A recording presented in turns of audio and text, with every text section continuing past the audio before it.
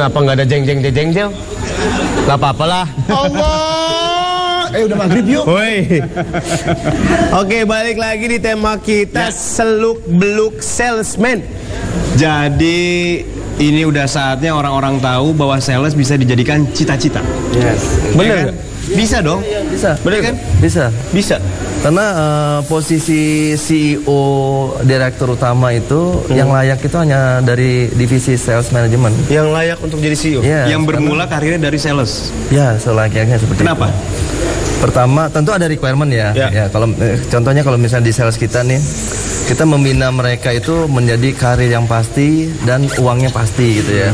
Jangan uangnya dulu gitu. Kalau karirnya makin meningkat, pasti duitnya juga akan ada kan gitu ya. Nah, jadi pada saat contoh yang tadi office boy mau masuk jadi sales aja dia nggak bisa, harus SMA dulu. Pada saat di SMA gitu udah jadi sales ya, dan dia ternyata jadi champion ya. Setelah jadi champion dia menjadi seorang manajer nggak bisa, harus menjadi S1. Nah, di situ dia harus kuliah lagi. Nah, pada saat dia udah jadi S1 jadi sales manager dan ternyata dia memegang satu cabang gitu ya. Dan mau naik lagi yang lebih tinggi lagi ya mungkin mesti ada edukasi lagi kan, mesti ngambil lagi S2 dan seterusnya. Jadi sebetulnya seringnya pertumbuhan sales itu didampingi dengan edukasi. Nah, kalau edukasi itu nyampe dan dia mengetahui mengenai sales dari perusahaannya sebagai frontliner, tentu dia akan menjadi seorang CEO yang baik di perusahaan tersebut. Jadi jangan pernah menganggap remeh salesman. Betul. Dan teman-teman salesman yang di rumah yang mungkin kayak capek nih jadi salesman, jangan berkecil hati. Ya kan, melalui ini Reok ini justru dapat informasi yang membuat kita mungkin bisa lebih termotivasi untuk lebih lagi, lebih maju lagi.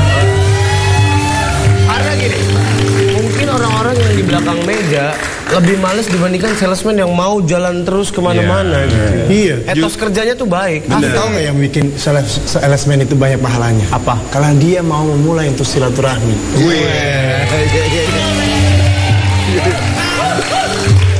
Dan justru ketika dia mendapatkan masalah, mendapatkan hambatan, rintangan, itu mereka sedang ditempa sesungguhnya. Satu lagi kan, di Indonesia mah rugi dikit nggak apa-apa, tapi banyak saudara.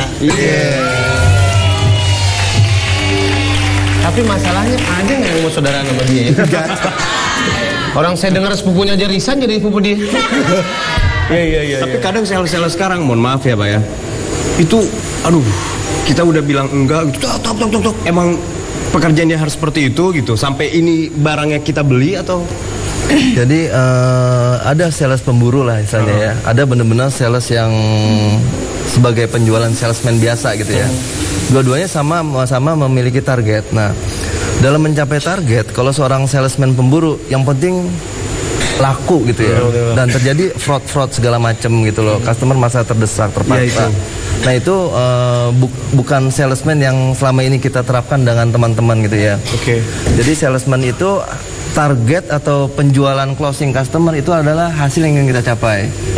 Nah, cuman untuk mencapai hasilnya itu kita jalanin prosesnya dulu. Ya mesti silaturahmi dulu kan, benar. Step by step kebutuhannya dia apa gitu. Baru closing. Emang butuh waktu? Iya. Karena seorang customer hari ini menolak kita untuk dealing, belum tentu ditolak, kan masih ada bulan depan. Nah, kadang-kadang tidak sabar seperti ini gitu loh. Jadi itu mesti ditungguin dan dia juga tidak boleh mendesak seperti jadi akhirnya jadi kerjanya tuh mesti ular gitu Pak. Kenapa ular? Iya, mesti Ulat. Saya salah lagi, maaf ya. Justru ada prosesnya ya. Nggak cuma sekedar kejar target. Iya, proses itu dijalanin. Kalau proses itu dijalan dengan baik, hasil nggak usah dilihat ya, udah pasti jalan. Pasti. Mbak Ida punya pesan nggak buat orang yang di rumah sana yang mau memulai memulai karirnya sebagai salesman? Iya, apapun usahanya, walaupun dengan istilahnya sales gitu loh. Kalau memang menghasilkan sesuatu yang baik, ya apa salahnya gitu daripada istilahnya kan sekarang Indonesia ini kan banyak anak-anak muda yang nganggur, ya kan. Lebih baik kalau memang toh mentok sana, mentok sini, kata Bapak tadi kan, lebih baik kita coba. Apa salahnya kita mencoba sesuatu yang baru? Coba dulu jalan ya, betul. Sadis. Oke. Hendrik, buat orang-orang yang mau mulai untuk jadi salesman, Ada pesan untuk yang mau mulai menjadi salesman biar semangat gitu. Salesman yang lagi lesu-lesu di rumah penjualannya belum chief.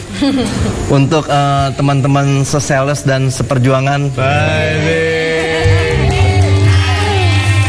Disiplin kerja harga mati. Disiplin kerja harga mati. Yang penting disiplin kerja. Iya, jadi jangan khawatir ya. Sebagai sales itu bukan pekerjaan yang hina, tapi justru pekerjaan yang banyak pahalanya. Kan kita menolong orang, kebutuhannya terpenuhi sama kita, dan juga silaturahminya banyak, dan karirnya harus ditempuh. Jadi sebagai seorang salesman tidak hanya di sales di bawah, tapi benar-benar di atas. Pada saat menjadi seorang CEO juga dia tetap menjadi seorang salesman, gitu Pak. Iya. Dan kita juga ada yang namanya sales edukasi membangun bangsa. Jadi untuk membangun bangsa Indonesia ini dari sales pun bisa. Wede, luar biasa. Thank you Mas Hendrik, luar biasa sekali. Terima kasih Maida. Amazing. Thank you Mbak. Satu hal yang perlu dirubah dari pemikiran masyarakat Indonesia, bahwa salesman itu bukan pekerjaan yang hina. Itu adalah pekerjaan yang harus memiliki etos kerja yang tinggi dan ulet dalam bekerja. Confucius pernah bilang, kejayaan manusia datang bukan ketika mereka nggak pernah terjatuh, tetapi bangkit dari kejatuhannya. Semakin gagal, semakin kita tahu apa yang kita tuju dan kita sukses.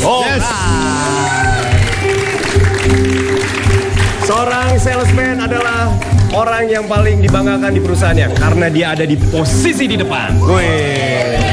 Intinya satu, yakin dan jangan menyerah. Yes. Alright, terima kasih Reok Mania yang ada di sini. Sebuah tepuk tangan buat kalian semua. Terima kasih buat SM Production. Terima kasih banyak dan mohon maaf lahir batin kalau salah-salah katanya. Ini semua hanya bercanda belaka.